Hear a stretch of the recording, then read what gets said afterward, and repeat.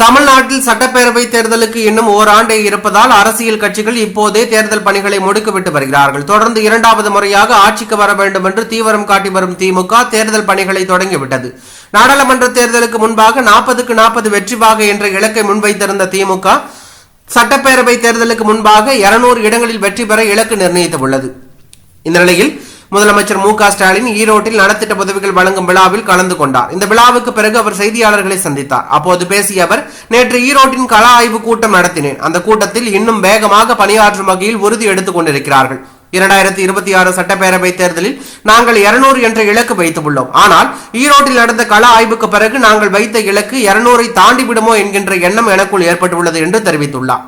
இதன் மூலம் நடிகரும் தமிழக வெற்றி கழக தலைவருமான விஜய்க்கு திமுக மறைமுகமாக பதிலளித்துள்ளதாக திமுகவினர் கூறி வருகிறார்கள். ஏனென்றால் சென்னையில் நடந்த அம்பேத்கர் புத்தக வெளியீட்டு விழாவில் பேசிய விஜய் சட்டப்பேரவை தேர்தலில் 200 தொகுதிகளில் வெல்வோம் என இருமாப்புடன் திமுக கூறுகிறது.